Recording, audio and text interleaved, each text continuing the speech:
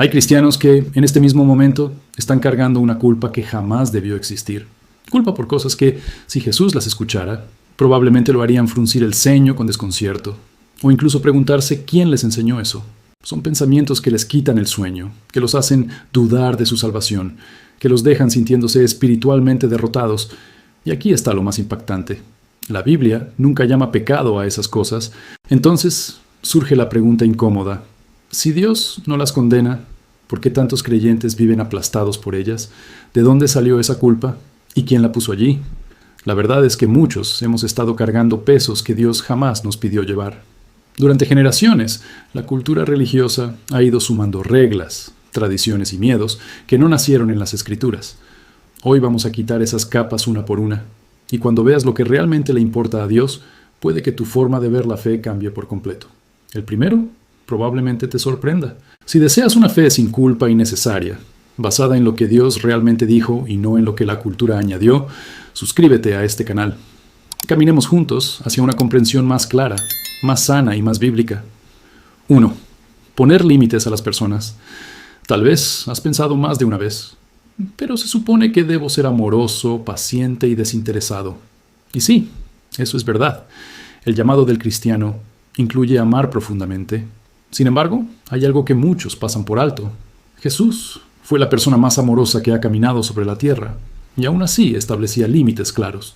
Cuando las multitudes exigían constantemente su tiempo, su atención y su energía, él se apartaba para orar y descansar.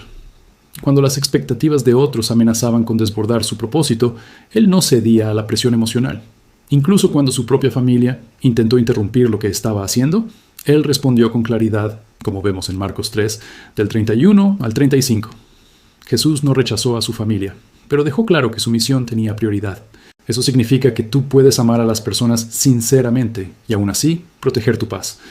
Puedes tener un corazón dispuesto y al mismo tiempo decir con calma, ahora mismo no puedo ayudarte con eso. Amar no significa permitir que todo el mundo tenga acceso ilimitado a tu tiempo, tu energía y tu estabilidad emocional. La Escritura nos muestra este equilibrio. Gálatas 6, versículo 2, nos anima a llevar las cargas los unos de los otros, a acompañarnos, a sostenernos. Pero unos versículos después, en el 5, se nos recuerda que cada persona también debe cargar con su propia responsabilidad. Eso revela algo profundo. Ayudar no es lo mismo que absorber la vida de otros hasta agotarte. Hay una diferencia entre servir con amor y vivir drenado, sin fuerzas, sin dirección y sin paz. Cuando cruzas esa línea, ya no estás ayudando. Estás perdiendo la capacidad de cumplir con lo que Dios te pidió hacer. Poner límites no es egoísmo. Es administración sabia de la vida que Dios te confió. Es reconocer que tu tiempo, tu energía y tu paz también son recursos espirituales. Si los entregas sin discernimiento, terminarás sin nada que ofrecer ni a los demás ni a Dios. Ni siquiera Jesús sanó a cada persona enferma en Israel. Él caminaba guiado por propósito, no por presión. Él respondía al llamado del Padre, no a la urgencia de las multitudes. Si el Hijo de Dios vivió con límites saludables, tú también puedes vivir así, sin culpa y con paz. 2. Beber con moderación. Este es un tema que hace que muchos creyentes se tensen por dentro. Tal vez tú mismo has sentido esa incomodidad, como si hubiera una respuesta correcta que todos esperan que digas. Por eso es importante ir directamente a lo que dicen las Escrituras, dejando a un lado las ideas que hemos heredado de la cultura religiosa. La Biblia sí habla con claridad sobre la embriaguez. Pablo la menciona como un problema serio, algo incompatible con el liderazgo espiritual, como vemos en la primera carta a Timoteo, capítulo 3, versículo 3, y en Tito, capítulo 1, versículo 7.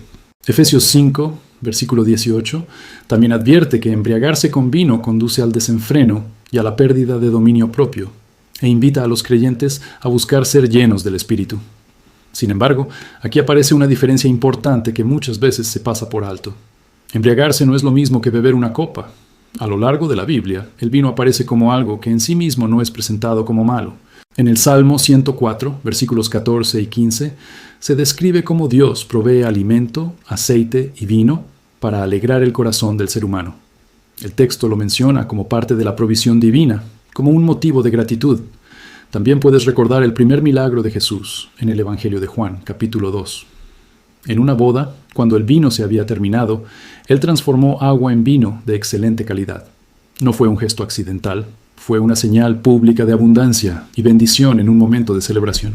A lo largo de sus enseñanzas, Jesús también utilizó el vino como parte de sus parábolas, como se observa en Lucas 5, del 36 al 39, mostrando que era un elemento común y comprensible para su audiencia.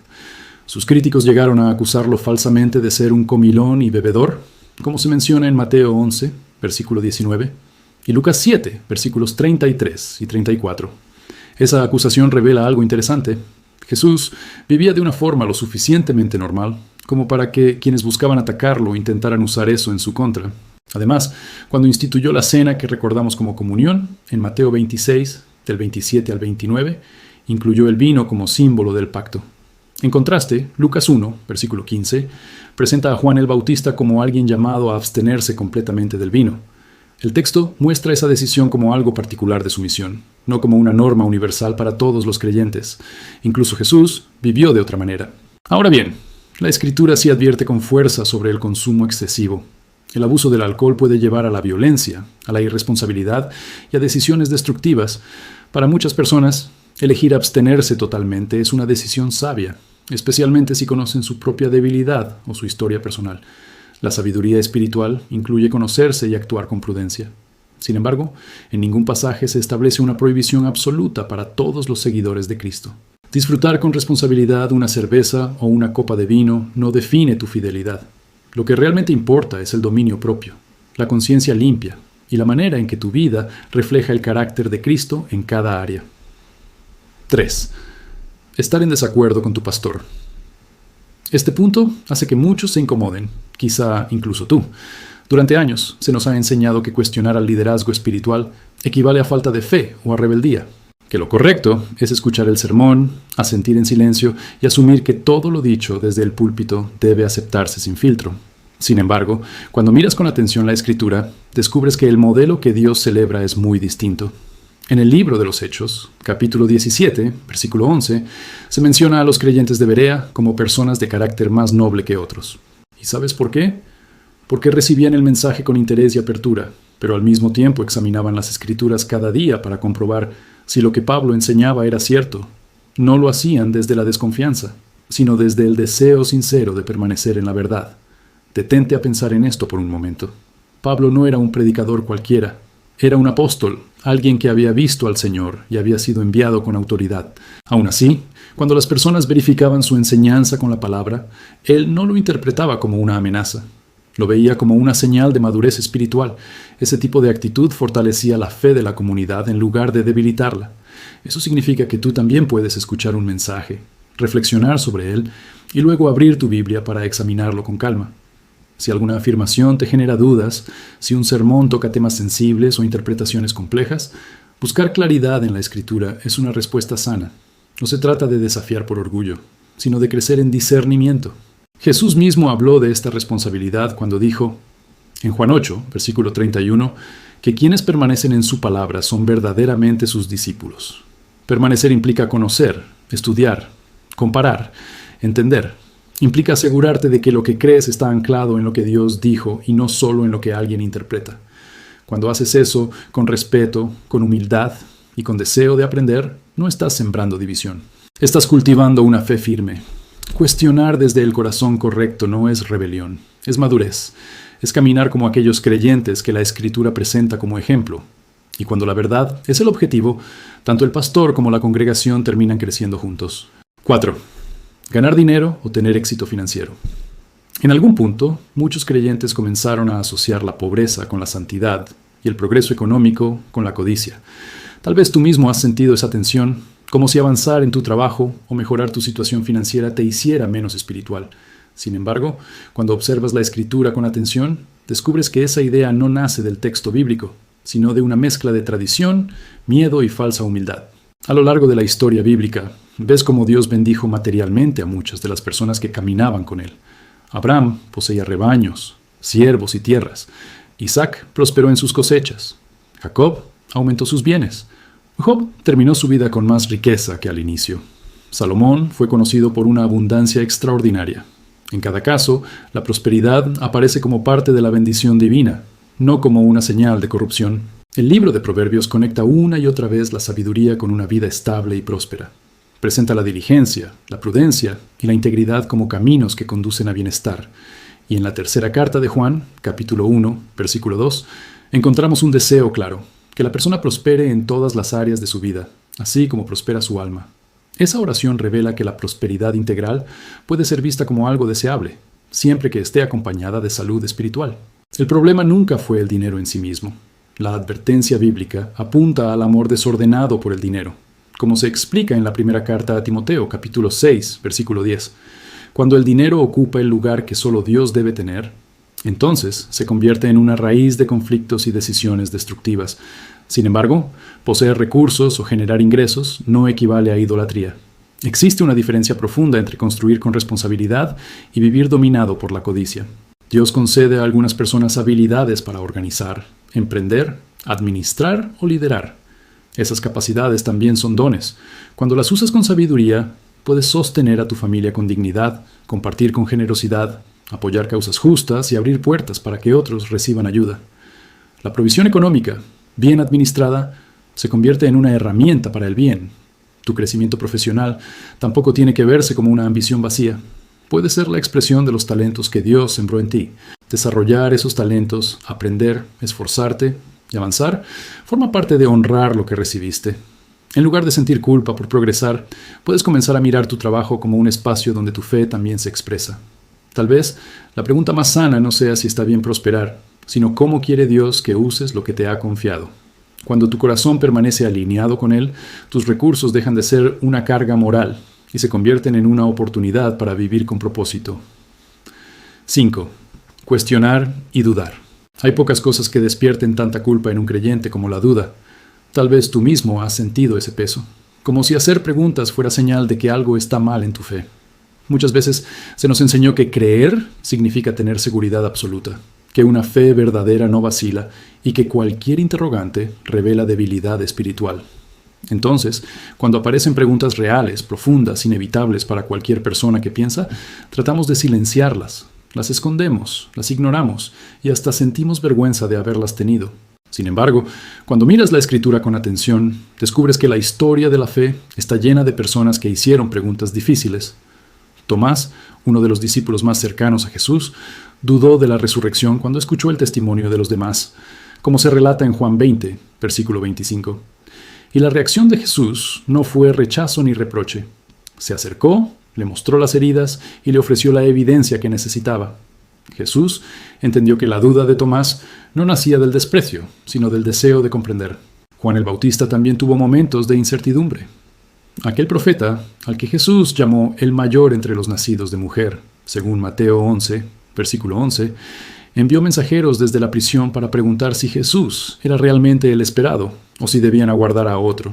Incluso alguien con una misión tan clara pudo atravesar momentos de preguntas profundas. Los salmos revelan otro tipo de honestidad. David no ocultaba sus luchas internas. En el Salmo 13, versículo 1, clama: ¿Hasta cuándo, Señor? ¿Me olvidarás para siempre? Esas palabras nacen del dolor, de la confusión, del anhelo de entender. No reflejan una fe perfecta, sino una relación real, donde el creyente se atreve a hablar con Dios tal como está. El libro de Job muestra un diálogo largo y tenso, lleno de preguntas sobre la justicia divina. Durante gran parte del relato, Job intenta comprender por qué su sufrimiento parecía no tener sentido. Y cuando Dios finalmente responde, no lo hace castigando la pregunta, sino invitando a Job a mirar una perspectiva más amplia. Ese encuentro transforma su comprensión. Habacuc también dialoga con Dios sobre la aparente prosperidad de los malvados y la injusticia que observa a su alrededor. El libro entero gira en torno a esa conversación. Eso revela que la Biblia no es un registro de fe silenciosa, sino de una fe que se atreve a hablar, a preguntar y a buscar sentido. Dios es lo suficientemente grande como para sostener tus preguntas. Tus dudas no lo intimidan ni amenazan su autoridad. Al contrario, cuando te acercas con sinceridad, esas preguntas pueden llevarte a una fe más profunda, más consciente y más firme que la que nace de repetir respuestas sin entenderlas. Si en este momento estás cuestionando, reflexionando o tratando de encajar lo que crees con lo que vives, eso significa que tu fe está en movimiento. Dios te dio mente, conciencia y deseo de verdad para que los uses. Y muchas veces es en medio de esas preguntas donde la fe deja de ser heredada y empieza a ser realmente tuya. Si mientras escuchabas estos puntos te diste cuenta de que has estado cargando culpa por alguna de estas 5 cosas, necesitas detenerte un momento y escuchar esto con claridad. Dios no lleva la cuenta de la manera en que tú crees. Él no está sentado esperando el momento en que falles para señalarte con el dedo. Él no está decepcionado porque decidiste poner un límite con esa persona que estaba drenando tu energía. Él no mueve la cabeza con desaprobación porque disfrutaste una copa de vino durante la cena. Él no se siente ofendido porque abriste tu Biblia para asegurarte de que lo que escuchaste desde el púlpito realmente estaba alineado con su palabra. Él no está frustrado porque estés avanzando profesionalmente y prosperando financieramente. Y definitivamente no se siente amenazado por tus preguntas sinceras, por tus luchas internas o por tus momentos de duda. La culpa religiosa que te aplasta ahora mismo no es su voz. Esa voz que te dice que nunca es suficiente, que siempre estás fallando, que debes hacer más para ser aceptado, no proviene del corazón de Cristo. Jesús lo dejó claro en Mateo 11, del versículo 28 al 30.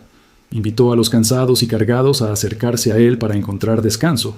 Habló de un yugo fácil y de una carga ligera. Piensa en esas palabras por un instante. Fácil, ligera, descanso. Esas son las descripciones que Jesús eligió para explicar cómo se siente caminar con Él. Si tu experiencia de fe se siente como un examen constante que siempre repruebas, como una culpa que nunca desaparece, como caminar con miedo a equivocarte frente a Dios, entonces algo se desvió en el camino. El Evangelio trae libertad, no opresión. Trae reconciliación, no ansiedad permanente. A Dios le importa tu corazón. Le importa que lo ames con sinceridad y que aprendas a amar bien a los demás. El profeta Miqueas lo resume con una claridad sorprendente. Practicar la justicia, amar la misericordia y caminar humildemente con tu Dios. Observa lo simple que es. Justicia, misericordia, humildad. Esa es la esencia. No se trata de tener cada opinión perfectamente alineada con cada debate cristiano. No se trata de vivir sin preguntas. No se trata de aparentar pobreza para parecer espiritual. No se trata de decir que sí a todo el mundo mientras tu alma se desgasta. Romanos 8, versículo 1, lo declara con una fuerza que atraviesa cualquier sistema religioso. Ya no hay condenación para los que están en Cristo Jesús. Ninguna condenación significa exactamente eso. Ninguna. La libertad que Jesús compró con su sacrificio no es simbólica, es real. Es una libertad que puedes empezar a vivir hoy, no cuando seas perfecto. Respira profundo por un momento. Tal vez llevas años conteniendo ese aire, tratando de sostener una imagen, tratando de demostrar que eres suficientemente fiel. Puedes soltarlo. Puedes dejar caer esa culpa que te ha estado presionando el pecho. Tú no eres un fracaso espiritual. Eres hijo de Dios, sostenido por gracia. Esa verdad es más grande que tus dudas, más grande que tus límites, más grande que tu éxito y más grande que cualquier pregunta que hayas tenido. Si al escuchar esto sentiste que un peso se movió dentro de ti, comparte este mensaje con alguien que también necesite recordar esta libertad. Hay personas cerca de ti que están caminando con la misma carga en silencio. Ya eres más amado de lo que jamás podrías ganar por esfuerzo propio. Y esa verdad cambia todo. Y si este mensaje habló a tu corazón, si algo de lo que escuchaste hoy te ayudó a respirar un poco más libre, entonces te invito a hacer 3 cosas muy simples. Suscríbete a este canal, porque aquí seguimos explorando una fe más profunda, más honesta y más cercana al corazón de Dios, sin cargas innecesarias ni culpas que Él nunca puso sobre ti. Comparte este video con alguien que esté luchando en silencio con su fe. Puede que esa persona necesite exactamente estas palabras para recordar que el Evangelio trae libertad, no miedo. Y si llegaste hasta aquí, gracias de verdad por ver el video, por abrir tu corazón y por tomarte este tiempo para crecer espiritualmente. Tu camino con Dios importa, y caminarlo con sinceridad siempre vale la pena. Nos vemos en el próximo video.